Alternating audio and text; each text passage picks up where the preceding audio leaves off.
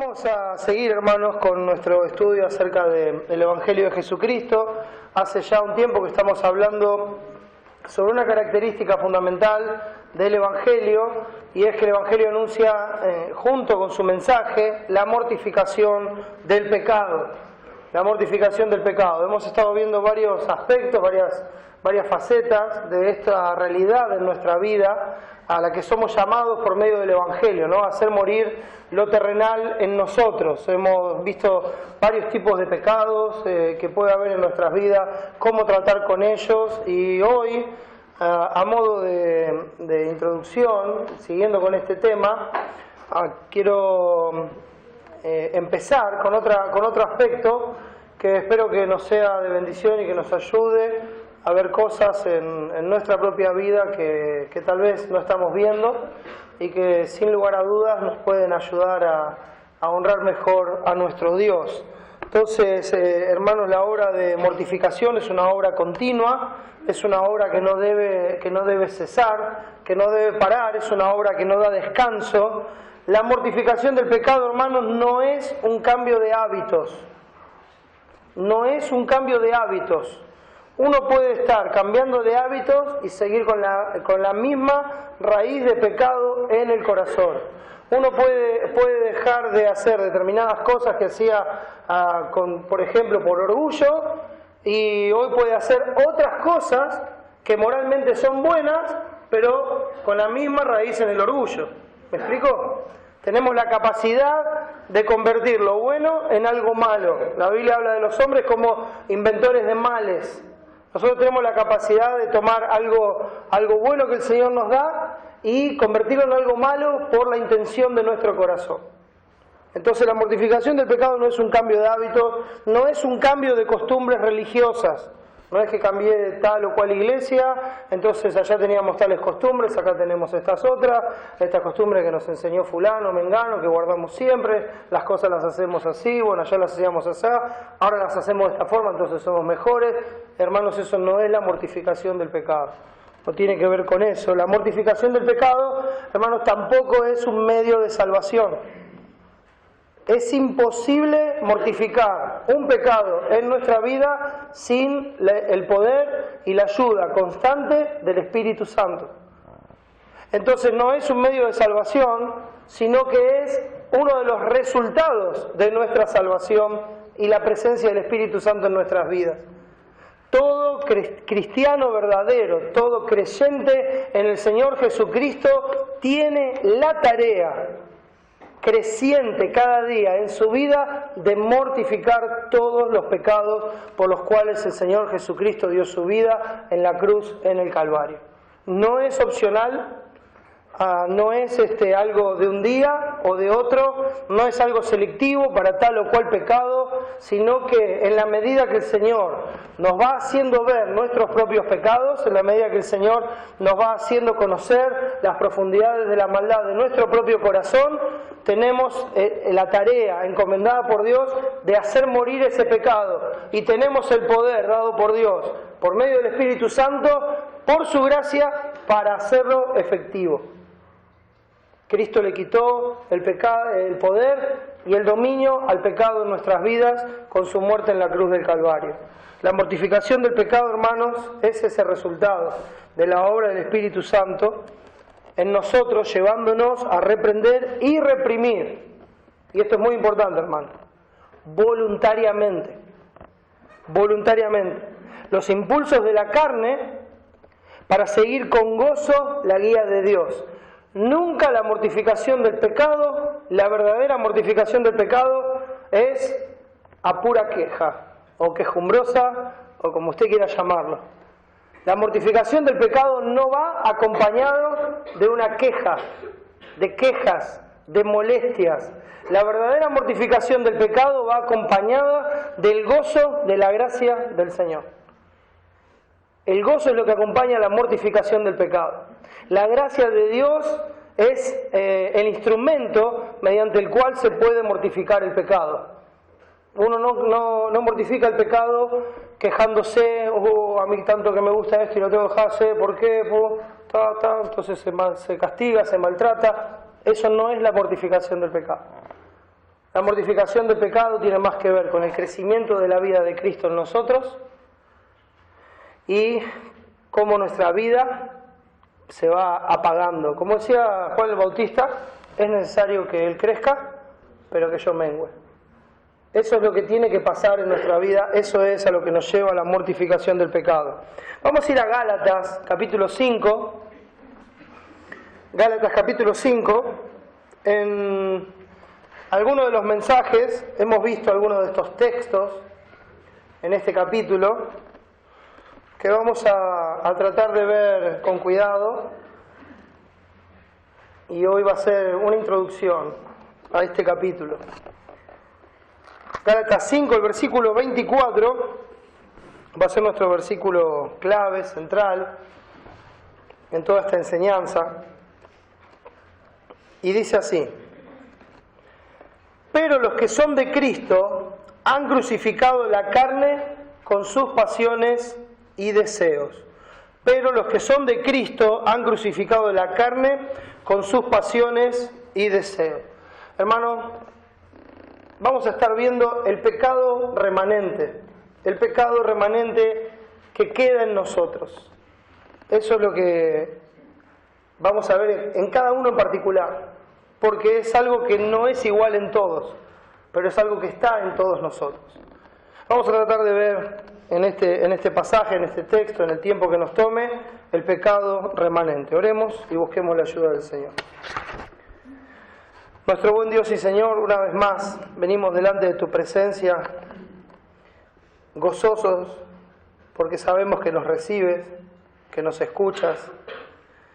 Y Padre, sabemos que esto es así no porque nosotros lo merezcamos o porque seamos buenos o porque tenemos nuestros méritos, sino que sabemos que nos recibes solo por los méritos de Cristo, solo por su justicia, que es la que nos viste hoy ante tus ojos, esa justicia que nos has dado por fe, esa fe que nos has dado por gracia y que ha cambiado nuestra vida para siempre, que nos ha hecho nuevas criaturas y que ha hecho que todas las cosas viejas queden atrás, para que hoy podamos vivir en ti, por ti y para ti. Mi Padre, con esta confianza, rogamos por ese auxilio que nos prometes, ese oportuno socorro, lleno de gracia y misericordia. Necesitamos que seas tú el que nos enseñe, el que hable en nuestros corazones, el que nos muestre ese pecado que queda en cada uno de nosotros, sea cual fuera, Señor, sea cual fuera. Tú ves los corazones, no las apariencias. No te impresiona la religión, Señor. Por eso, Padre, rogamos que en tu misericordia, eso que ves de nosotros, nos lo muestres, Señor.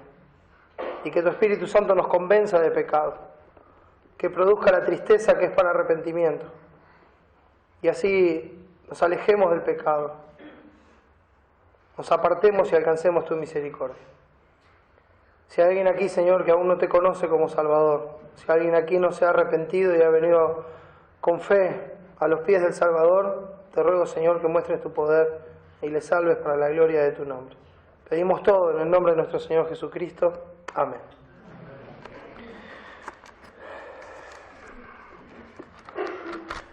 Creo que el versículo 24 es muy claro, no lo vamos a ver hoy, vamos a llegar en el tiempo con la ayuda del Señor. Haciendo una declaración muy solemne acerca de aquellos que tienen su fe en Cristo. Este pero que está acá, que normalmente también se puede traducir más, bueno, no es ese pero. Aquí la partícula que se usa de sky es una i en realidad. Y dice que los que son de Cristo han crucificado la carne con sus pasiones y deseos. Y es mi anhelo y mi oración a Dios que con el correr del capítulo nosotros lleguemos a ese versículo de una forma natural y que eso quede más que claro en nuestras vidas qué significa haber crucificado la carne con sus pasiones y deseos juntamente con Cristo. Pero para eso vamos a empezar por el versículo 1, sin dejar de lado, el contexto del libro. El contexto del libro de Gálatas es un Es un momento bien complicado. Ustedes se acuerdan del concilio de Jerusalén en Hechos 15, cuando había algunos hermanos que decían que habían venido de Judea y que fueron a Antioquía, donde estaba Pablo y Bernabé, y empezaron a enseñar otras cosas que no tenían que ver con el Evangelio. Estaban tratando de enseñar que había que circuncidarse, guardar la ley, etcétera, etcétera, y cumplir con todos los rituales para ser salvos, como que la gracia no era suficiente. Y en ese momento se decidió ahí en Antioquía, por no resolverlo, estaba el apóstol Pablo ahí en medio de ellos, pero para no resolverlo en esa forma autoritaria, dijeron, muy bien, entonces vamos a enviarlos a Jerusalén con una carta, vamos a plantear y vamos a ver qué es lo que dice la iglesia allá están los apóstoles, están los ancianos, que Dios estableció, y vamos a ver. Entonces cuando fueron allá, resulta que estos que habían venido ni siquiera habían sido enviados por la iglesia, no tenían ninguna autoridad para decir lo que estaban diciendo, simplemente eran algunos espías que se simulaban justos para ver la libertad que tenemos en Cristo, y ellos contestan y dicen, bueno, quieren guardarse de algunas cosas, está bien. Por todo lo demás los consolaron con la palabra y no les impusieron ninguna carga, sino que les recordaron que la salvación es solo por gracia, solo por la gracia de Dios. No hay méritos, no hay obras, no hay nada. En medio de ese contexto, Pablo, que ya había estado por las iglesias en Galacia, escribe esta epístola, en ese momento, porque estos judaizantes, estos que estaban llevando cargas en el Evangelio que el Evangelio no tenía, estaban saliendo por todos lados para pervertir la sana enseñanza de nuestro Señor Jesucristo. Quiere decir que cuando vemos el libro de Gálatas nos encontramos con un Evangelio mezclado, y no porque el Evangelio se mezcle con algo, no hay otro Evangelio. Lo vemos en el capítulo 1. Pablo lo dice claramente, inspirado por Dios, en el versículo 6. Dice, estoy maravillado de que tan pronto os hayáis alejado del que os llamó por la gracia de Cristo para seguir un evangelio diferente. Entonces uno ahí, si detuviera la lectura, podría pensar, bueno, entonces hay otro evangelio, está siguiendo uno diferente, quiere decir que hay más de un evangelio. Enseguida viene la aclaración, por la sabiduría de Dios, en el versículo 7, dice, no que haya otro. No hay otro evangelio, hay un solo evangelio, hay una sola verdad, hay un solo Salvador, y no hay otro nombre bajo el cielo dado a los hombres en que podamos ser salvos, y la salvación es solo por la gracia de Dios. No hay posibilidad de otra cosa. Cualquiera que quiera agregarle a eso obras o méritos está anunciando un evangelio diferente que no es el evangelio de nuestro Señor Jesucristo. No que haya otro, sino que hay algunos que os perturban y quieren pervertir el Evangelio de Cristo.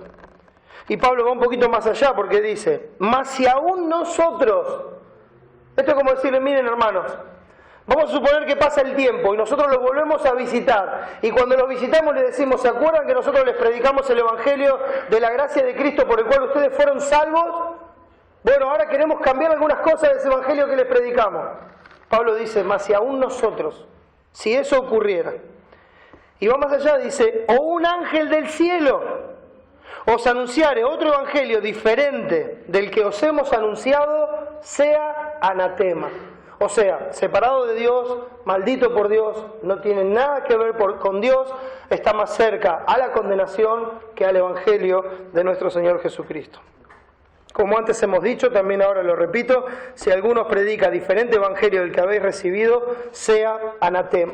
Entonces, lo que encontramos, hermanos, es un evangelio mezclado con cierta superstición religiosa espiritualizada. ¿Sí? Nosotros tenemos la costumbre, y es interesante, ¿usted se acuerda cuando Pablo predica en Atenas, donde había altares a todos los dioses? Y dice, veo que todos sois muy religiosos. La palabra para religiosos es supersticiosos. ¿Cuál era la razón por la cual ellos levantaban distintos altares?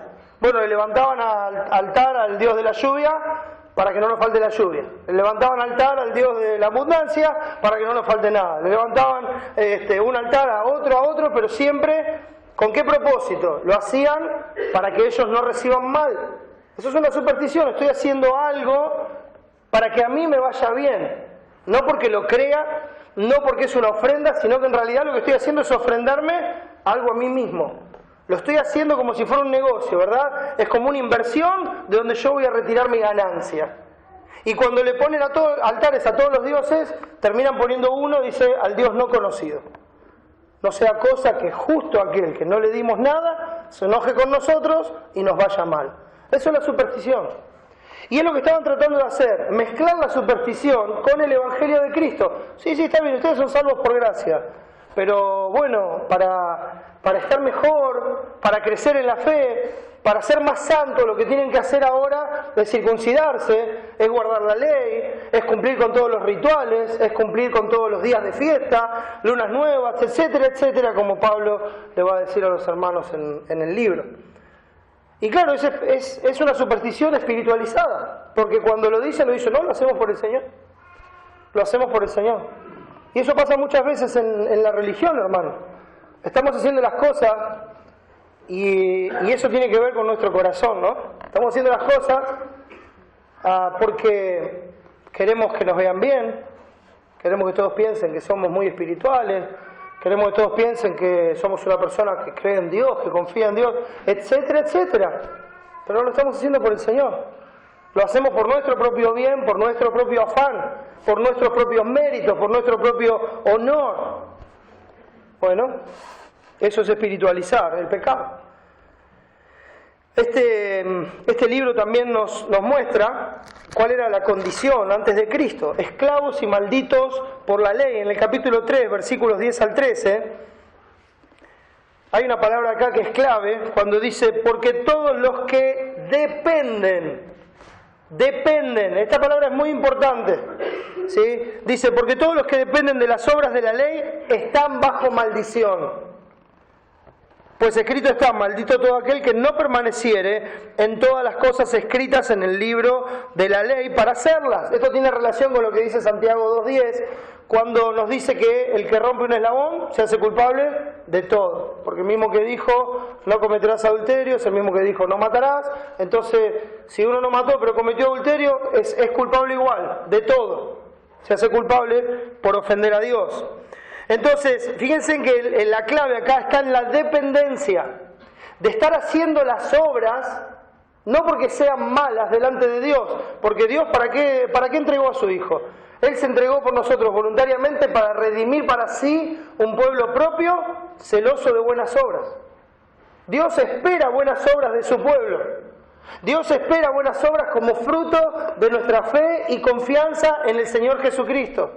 Bueno, entonces, ¿cuál es el problema? El problema es cuando yo estoy haciendo esas cosas y estoy dependiendo de ella para conseguir el favor de Dios.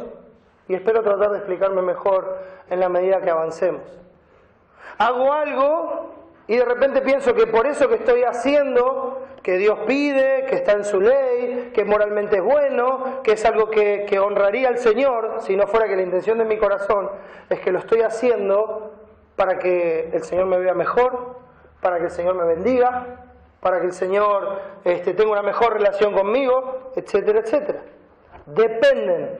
Entonces, no solamente la condenación es depender de las obras de la ley para la salvación, y está bajo maldición, por lo que expliqué recién, porque una persona, si está dependiendo de cumplir la ley para salvarse, ya es maldito porque nadie puede cumplir la ley.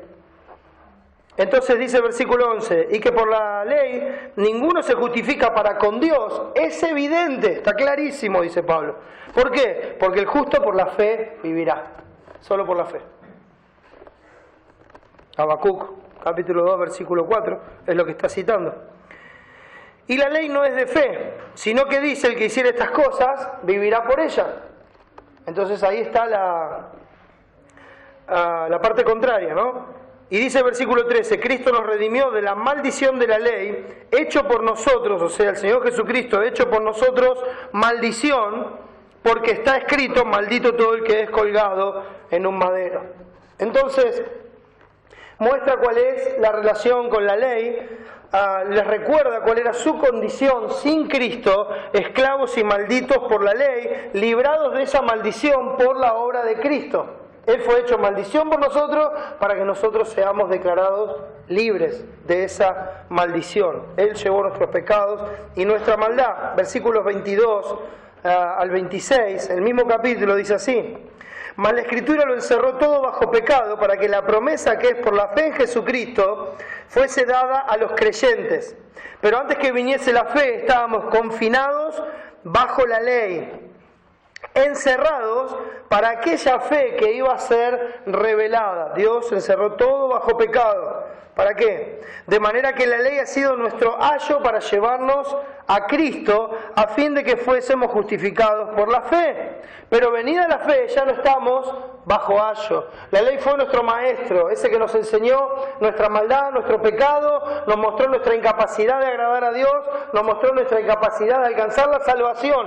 Ese era el propósito de la ley. La ley es buena, la ley es santa, la ley es justa. La ley es el estándar moral de Dios y es buena para nosotros. Pero no hay salvación por medio de la ley. No hay méritos por guardar la ley. Me gusta mucho cuando el Señor Jesucristo dice en Lucas 17, hablando del perdón y diciendo que el perdón es algo que Dios nos manda, es algo que debemos hacer. Y en el versículo 10 dice: y cuando hayáis hecho lo que tenías que hacer, lo que tenés que decir es: siervos inútiles somos, porque lo que debíamos hacer eso hicimos. No hiciste nada más que lo que tenías que hacer. No hay mérito, es lo que se espera, es como tendría que ser.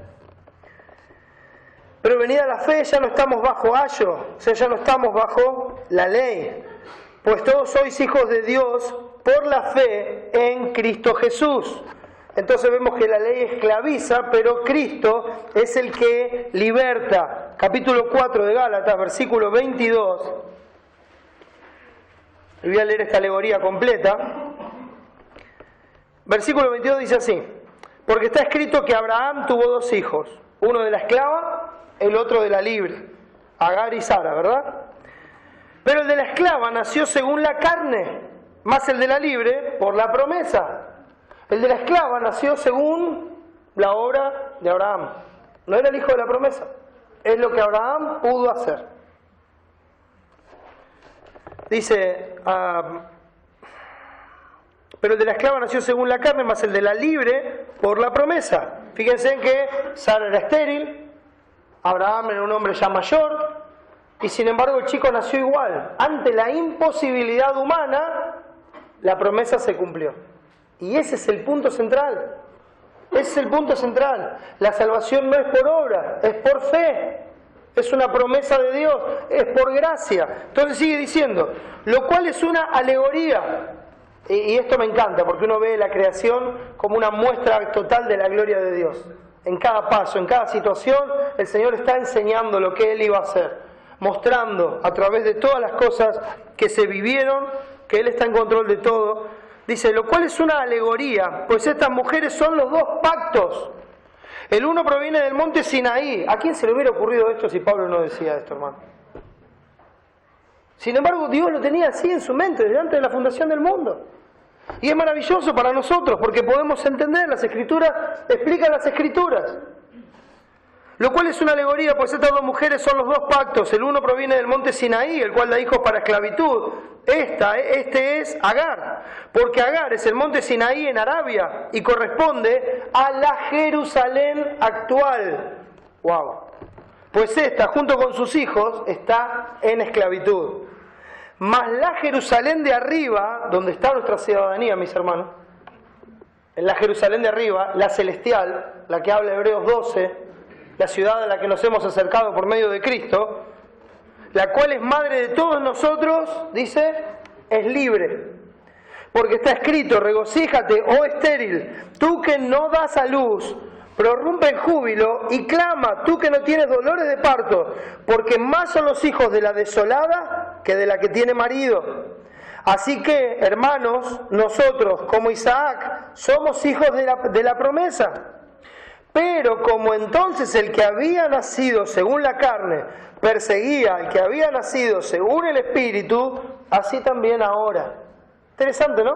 Si no hubiera nacido Ismael, no teníamos esta enseñanza. Dios es soberano, hermano. Versículo 30. ¿Mas qué dice la Escritura? Echa fuera a la esclava y a su hijo. porque no heredará el hijo de la esclava con el hijo de la libre. Maravilloso, hermano.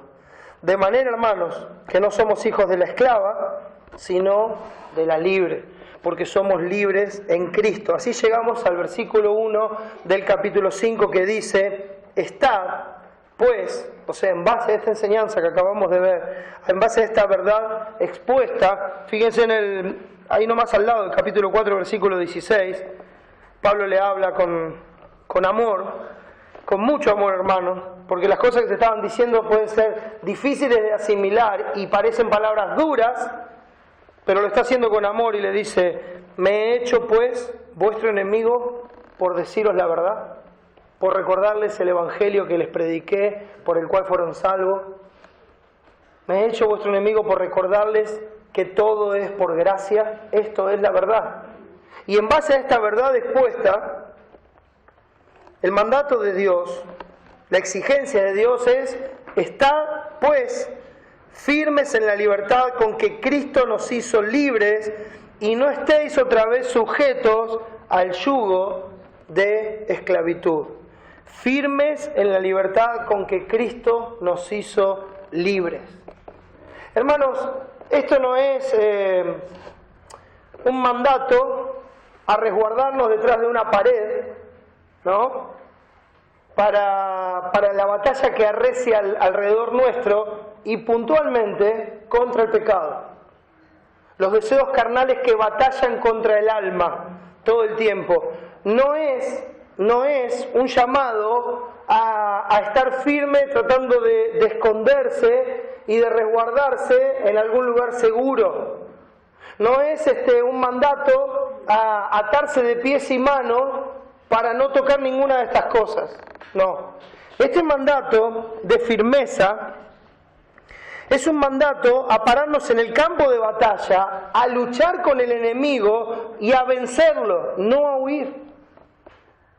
Cuando dice estad pues firmes, es pararse firmemente contra este enemigo, sabiendo que Cristo nos hizo libres de este enemigo, sabiendo que Cristo derrotó a este enemigo en la cruz del Calvario y que exhibió públicamente su victoria para que nosotros ya no estemos más sujetos al yugo de esclavitud. Ya no tiene potestad sobre nosotros, ya no tiene ningún poder sobre nosotros. Ha sido vencido la muerte, ha sido vencido el pecado, ha sido vencido Satanás. No hay poder sobre nosotros. Entonces dice: estad pues firmes en la libertad con que Cristo los hizo libres. Párense en el campo de batalla, enfréntenlo con confianza, con la libertad que Cristo le ha dado, y derrote al enemigo. Ese es el mandato de Dios, hermano. Eso es a lo que se nos llama.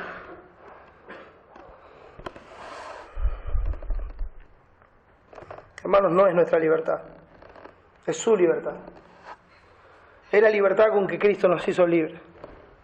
Es el retiro que Dios hace de nosotros de la mente reprobada, a la cual nos había entregado cuando nosotros no quisimos tener en cuenta a Dios. Nos entregó a esa mente reprobada para hacer cosas que no convienen. Nos entregó a nuestra propia mente, una mente sin Jesucristo, una mente que solo buscó lo suyo propio, en egoísmo, en orgullo, en pasiones desordenadas. Es el retiro de esa mente reprobada por la presencia de Jesús en nuestra vida. ¿Se acuerdan lo que dice 2 Corintios? Está acá nomás, unas hojitas antes. Es el final de 2 Corintios, el capítulo 13, un texto bien conocido.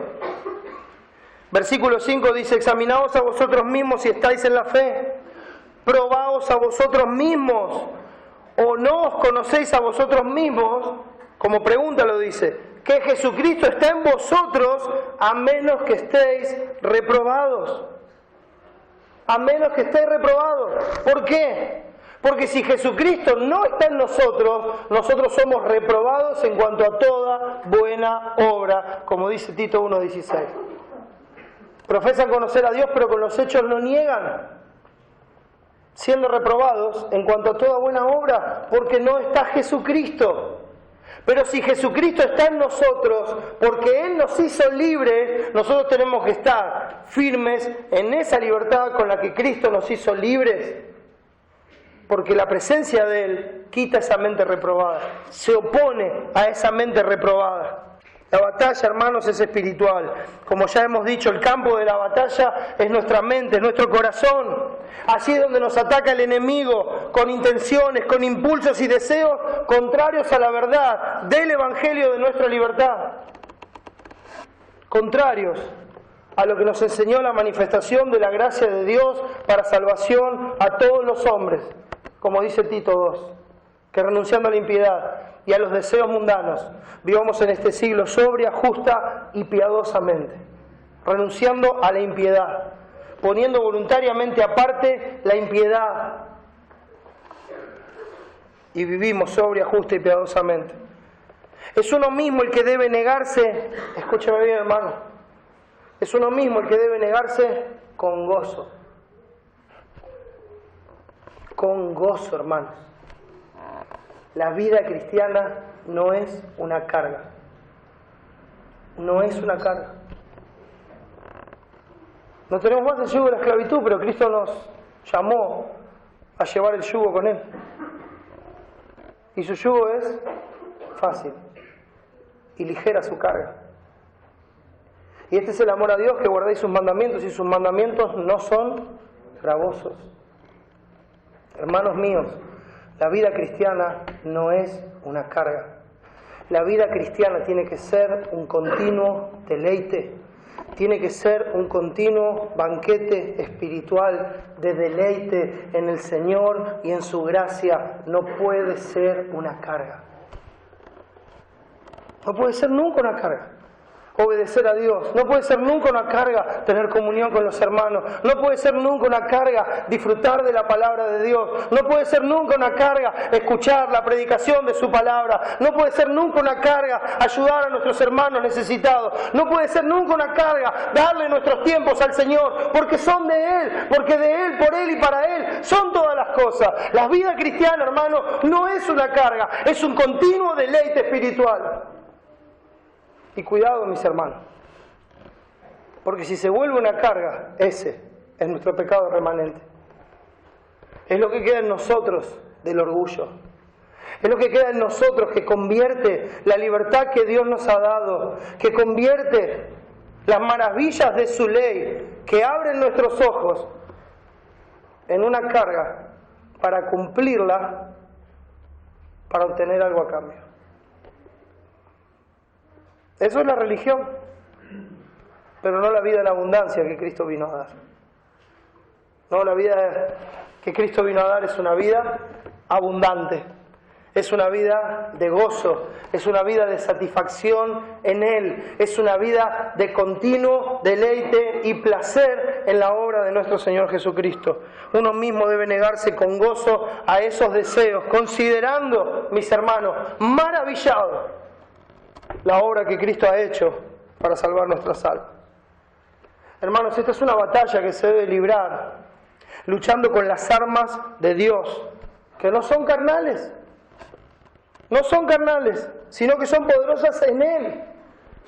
Nosotros debemos estar orando en todo tiempo, nosotros debemos estar pasando tiempo en la palabra para poder resistir en este lugar, porque ¿saben qué? En el campo donde se desarrolla esta batalla no hay nada más que pueda entrar que Dios y su palabra, nada más, para ayudarnos, claro, porque continuamente entran en nuestra mente según la concupiscencia de cada uno en el corazón y según los artificios de Satanás a nuestro alrededor, entran por nuestros ojos los deseos de la carne, los deseos de los ojos y la vanagloria de la vida.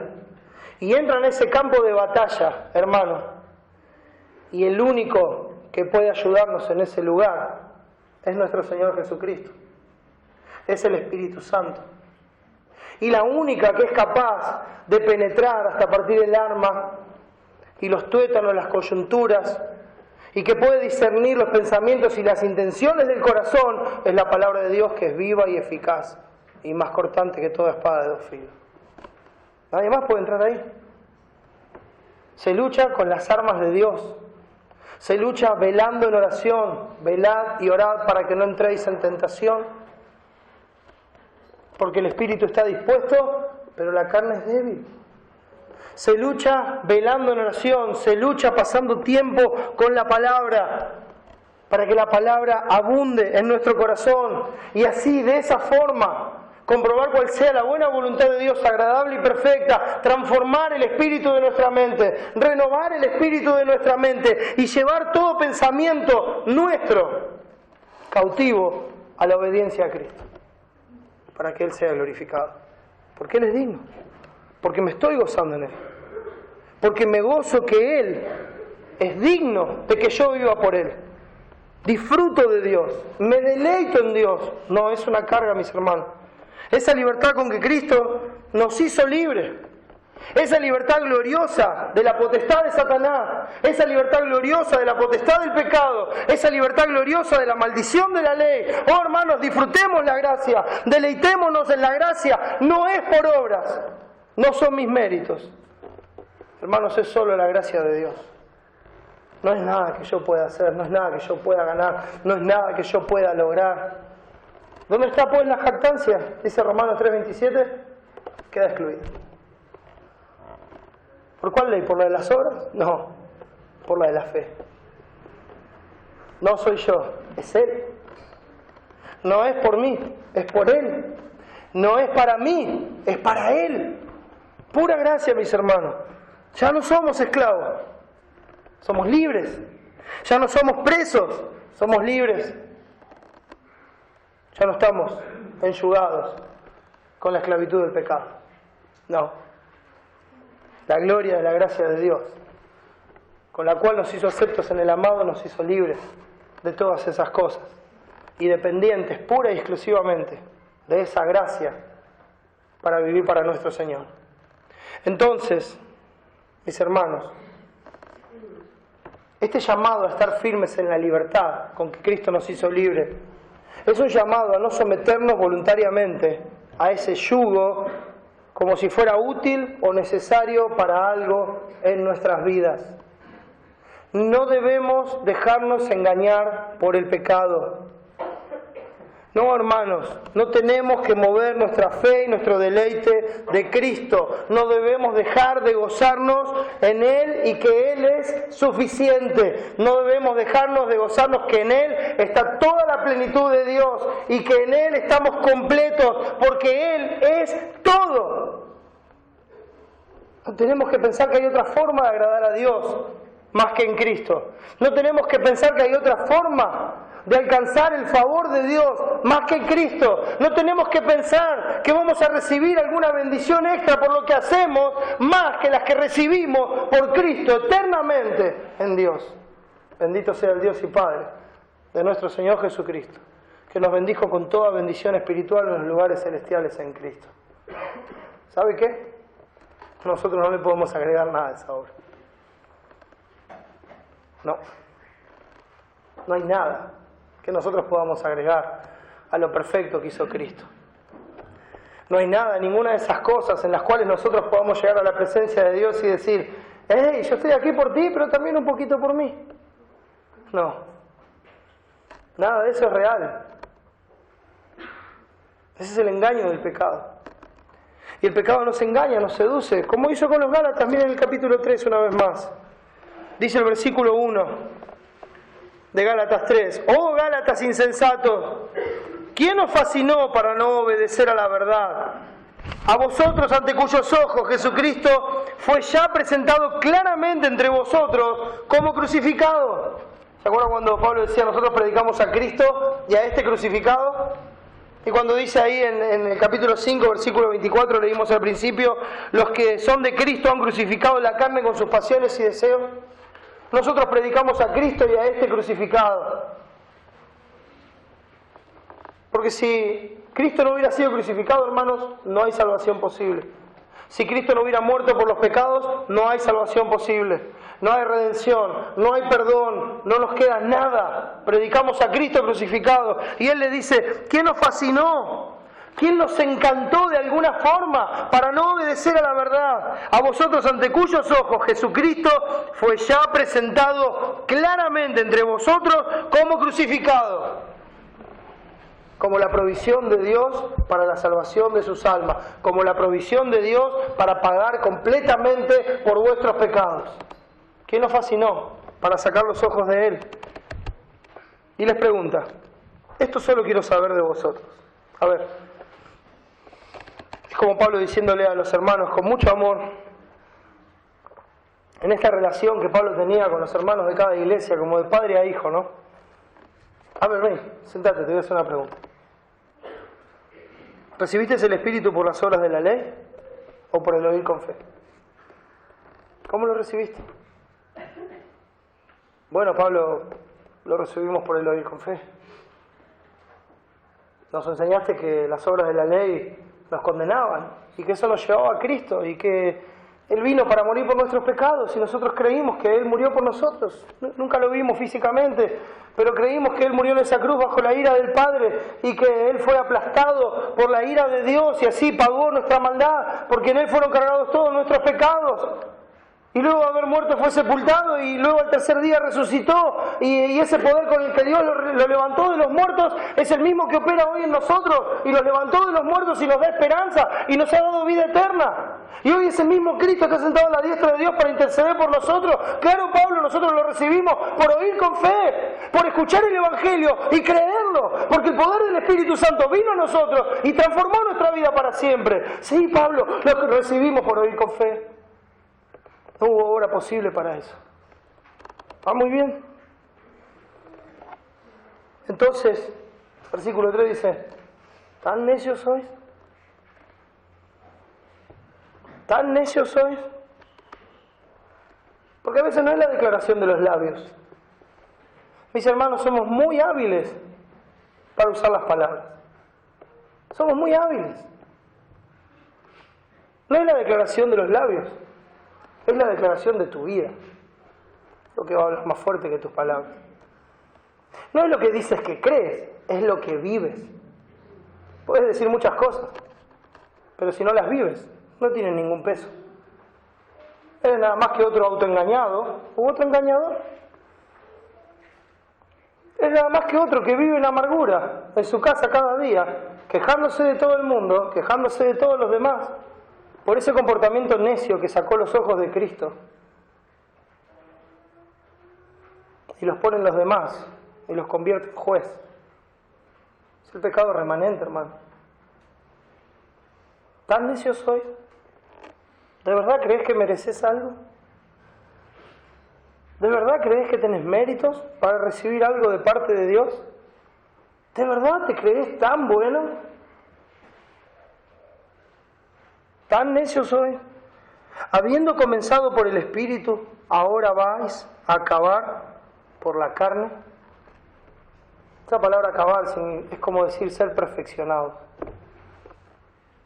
Empezaron esta obra por el Espíritu, creyendo por fe en la gracia de Dios. ¿Y ahora creen que las obras van a perfeccionar esa obra de Dios?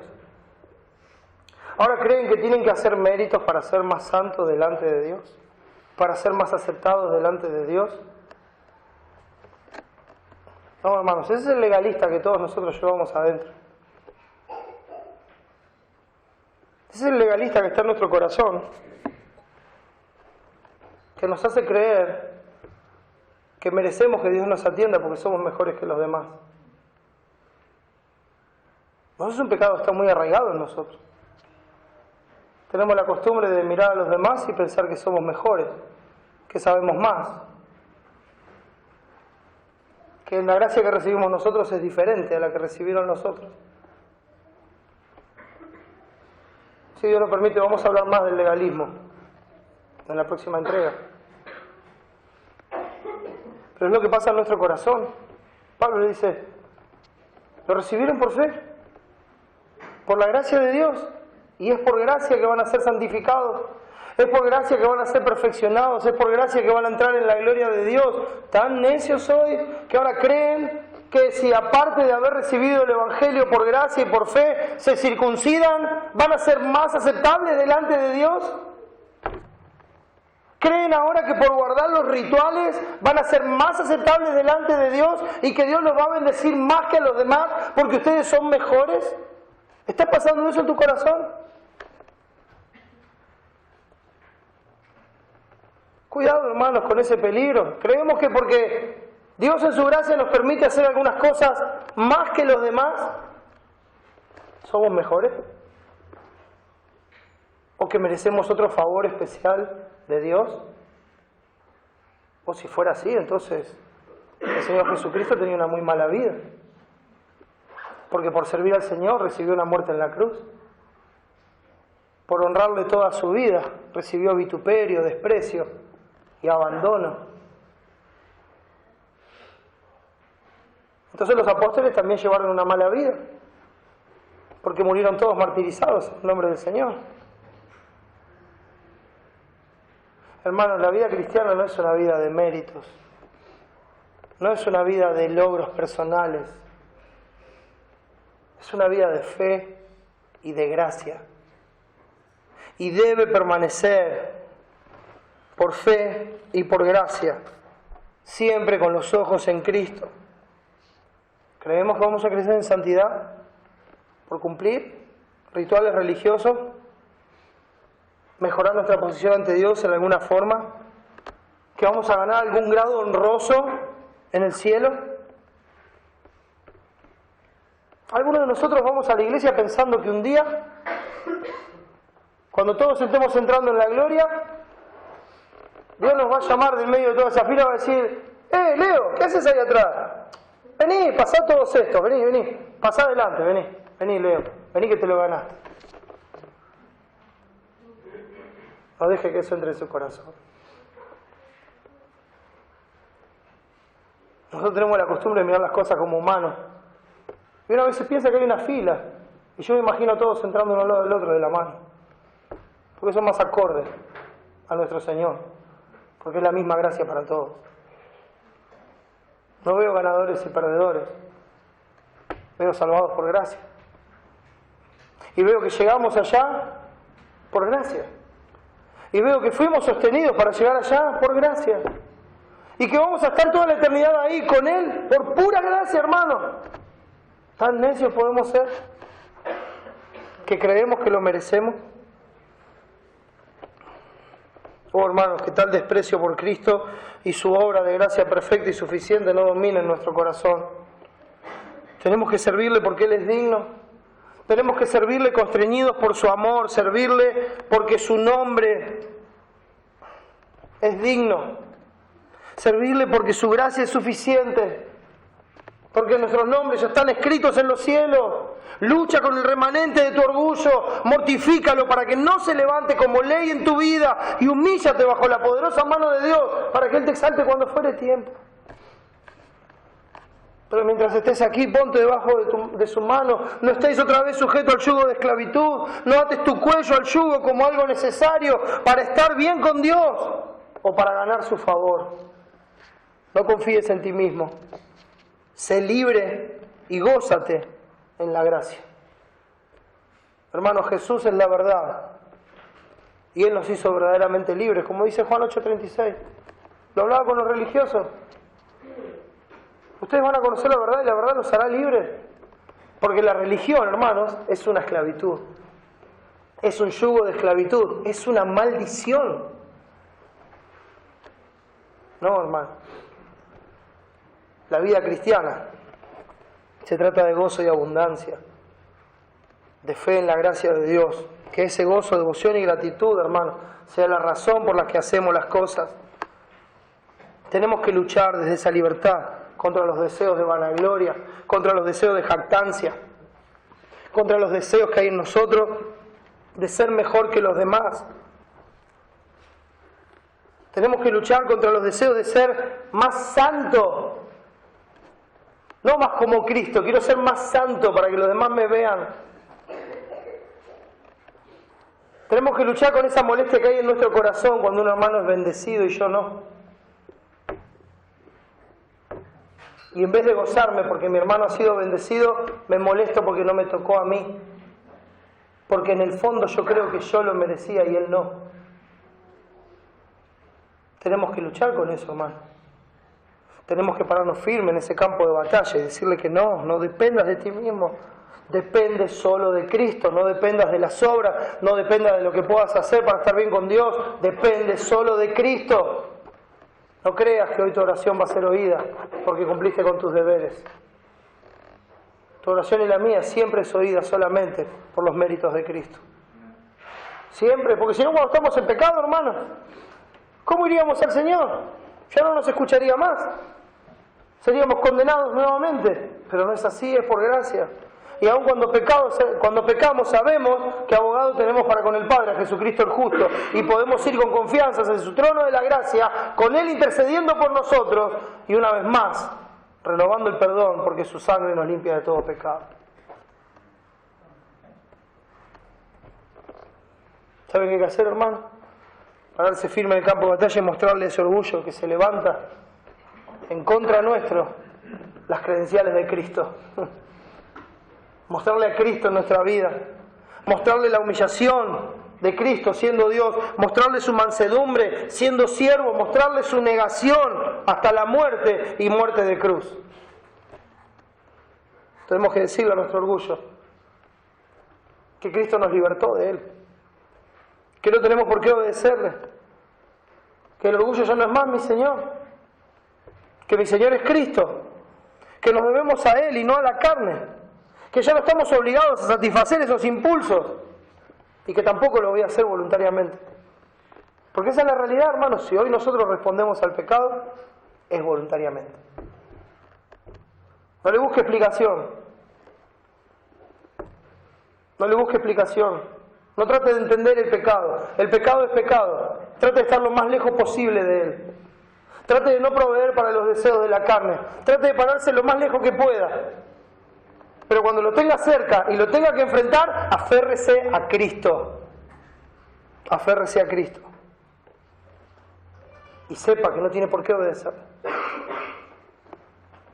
Porque ella nos hizo libres. No hay por qué decirle que sí.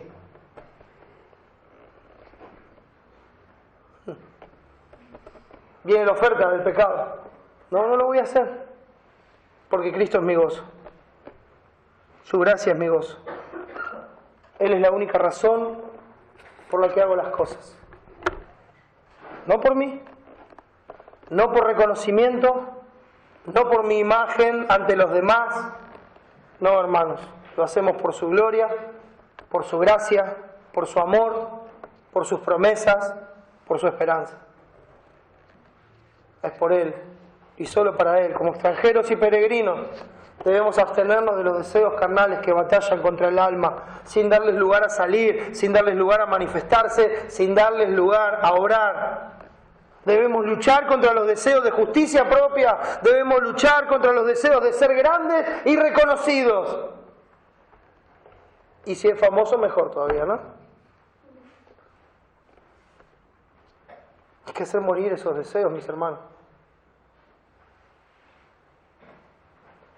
Es interesante ver la vida de Jesucristo, porque a pesar de que creo que hoy nadie puede decir que no conoce a Jesús, casi en ningún lugar del mundo, nunca lo vi a Jesús en todo su ministerio tratando de ser conocido. Sí lo he visto muchas veces mostrando su poder, su gracia, su misericordia y diciéndole, no se lo digan a nadie. Lo he visto cuando querían venir a convertirlo en rey, irse aparte a orar y a darle la gloria a Dios. Él es nuestro ejemplo, hermano. Nosotros no tenemos el derecho a ser grandes y reconocidos porque el único grande acá es Dios. Nosotros tenemos el privilegio de haber sido llamados por ese Dios grande a servirle solo por su gracia. Así lo decía Pablo en 1 Corintios 15. Por la gracia de Dios, soy lo que soy. Por eso, hermano, apaguemos el fuego de la jactancia con las aguas de la vida de la palabra. Y que nuestro deseo sea el mismo deseo que expresó Pablo en Filipenses capítulo 3. Ser hallado en Él, no teniendo mi propia justicia, que es por la ley, sino la que es de la fe de Cristo, la justicia que es de Dios por la fe. Que ese sea el anhelo de nuestro corazón. mis hermanos, luchemos contra el remanente de nuestro pecado, porque está ahí. No piense que no está, está ahí. Hágale frente. Aférrese al Señor. Gócese en el Señor. Encuentre gozo en Él. Encuentre gozo en el perdón de sus pecados. Encuentre gozo en la salvación eterna. Encuentre gozo en la obra de gracia que Cristo ha hecho por nosotros. Aférrese a esa gracia y luche contra el pecado remanente para poder ser lo que Dios quiere que seamos y darle la gloria solo a Él, porque Él es el único digno. Amén. Estad pues firmes en la libertad con que Cristo nos hizo libres. Vamos a orar y darle gracias a Dios. Gracias, Padre, por este tiempo en el cual podemos recordar todo lo que Tú has hecho por pura gracia. Y Señor, ayúdanos a ver nuestro pecado, hasta el que es a nuestros ojos, Señor, más pequeño, pero que costó la sangre de Tu Hijo. Ayúdanos, Señor, a tomar conciencia de ese pecado, a no actuar por nuestro orgullo, no autoexcusarnos, sino a vivir por pura gracia, gozándonos en servirte, en amarte, en tener comunión contigo, con nuestros hermanos, con la iglesia. Gozarnos en darte la gloria en cada oportunidad que nos presentas en Tu soberano plan. Gracias, Señor, por este tiempo, por cada uno de mis hermanos aquí presentes, por aquellos que tal vez están aquí y no Te conocen, Señor. Te agradezco por ello, porque han escuchado de Cristo y saben que hay salvación en Él, y saben que en Él es posible mortificar el pecado. Glorifícate, Señor, salvando las almas que no Te conocen. Llama a los que son Tuyos, Padre, y dales vida en Cristo. Ayúdanos a confiar solamente en Ti y a vivir por Tu gracia. En el nombre de Jesús y para Su gloria. Amén.